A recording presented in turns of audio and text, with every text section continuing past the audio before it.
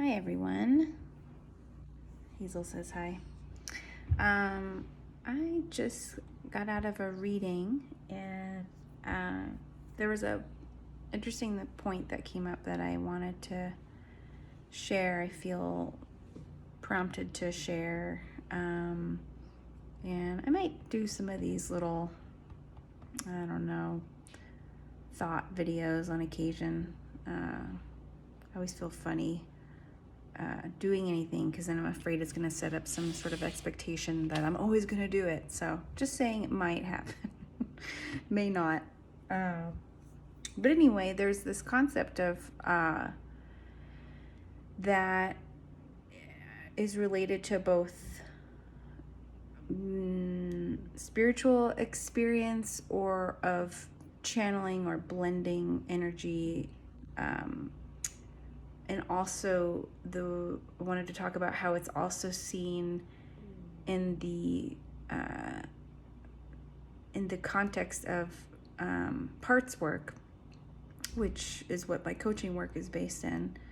And that is that we're made of many parts, but we have this core self that's always there, and we're made of many parts. So we have this core self, soul, spiritual aspect, higher self, however you want to look at it. But there's always this fundamental aspect of who we are that works in conjunction with many other aspects, many other parts, rather than we're just one thing, that we're much more complex than that, and that ideally we can get to know and parse through and learn and befriend the many aspects of our self, the many parts that we have, and we can sense when we're out of harmony, because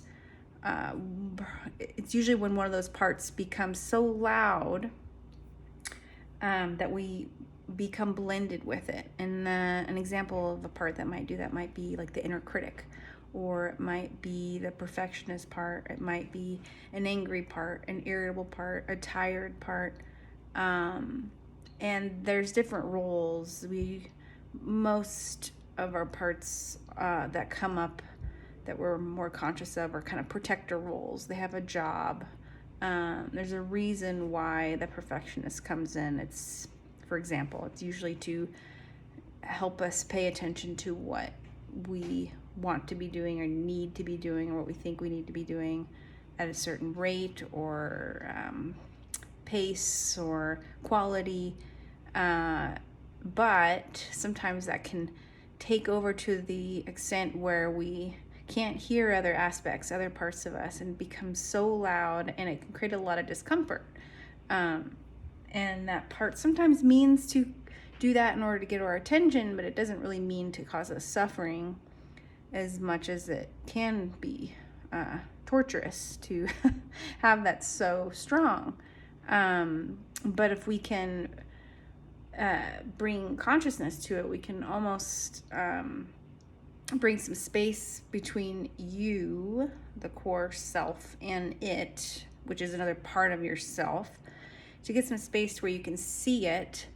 So to have it kind of unblend to the point where you can see it, to where then you can actually give it some proper attention and have more of a conscious conversation and dialogue and connection with this part of you, which then you can learn what's it needing, what is it afraid of happening if you don't give it attention, how long has it been with you, all those types of things, to get to know it. And then you can find out, well, what are the feelings or other parts that are deep down that are really afraid of getting triggered. And those are typically our burdened, these kinds of hidden parts. So anyway, that's just a quick summary of parts work. But then you look at that same concept energetically, or through a spiritual lens, or through a mediumship lens. You can view parts blending as an energy or a form of consciousness, or even a spirit blending with us. And one of the important aspects that I teach as an intuitive development teacher, or that should be taught by in intuitive development, is that we are always at choice. We're always in charge as to when we want to be channeling or connecting, intuiting or not. And that if there's an energy that's really strong, even if it's a very strong energy, it can be a really heavy, dense, fear-based energy that's, very dominant, could trigger our fears and whatnot. Even in that, we still have choice. We're still in charge. And that's the same thing in parts work, that even if we have a part that's so blended with us, it's so dominant, so loud, that we can still, even the most blended state that we can be in, we can still make it conscious and notice, like, I'm in this right now, or I'm angry.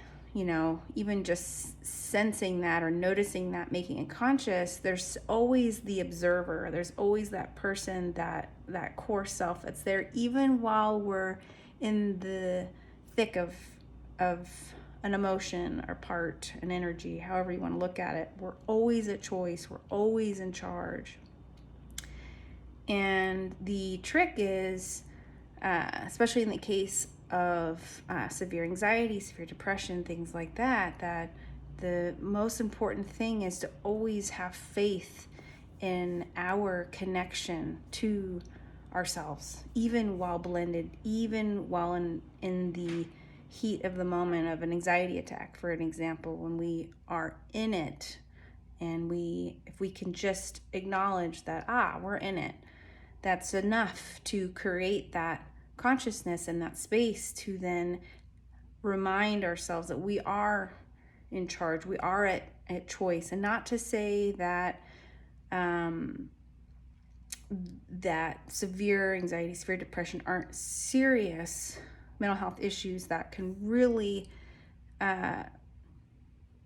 influence us and be great challenges, not to diminish the seriousness, but to still recognize and give importance and faith in that core self, even in those moments, even in a flare, even in a trigger, even in any of those moments. The most important thing is to remain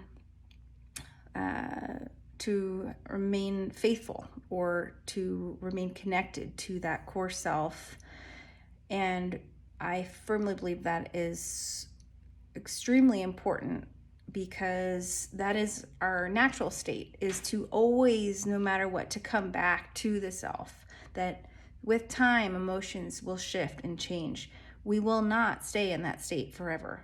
But if we believe that we will, if we don't have faith, if we lose faith that we are losing ourself or losing connection to ourself, we will accidentally keep ourselves in that state. It's the same thing that can happen with suffering, that if we resist an emotion, we resist an experience, we can keep ourselves in that state because we're not letting it happen. We're not going through it. We're not feeling it. We're not processing it. And so if we can trust our natural process, and granted there's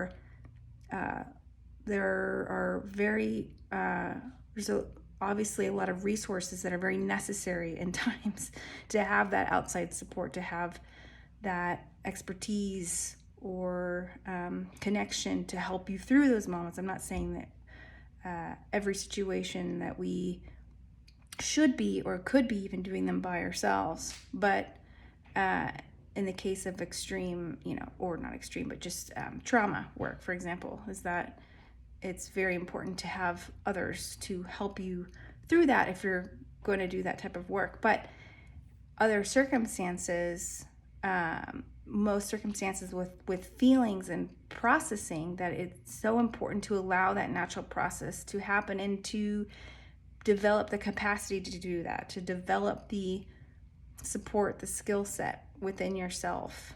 And you can do that through therapy, coaching, mindfulness work, support groups, reading. There's so many resources, so many ways that you can do that self-healing. And all types of healing are self-healing, but you can do it with the assistance and support of other resources.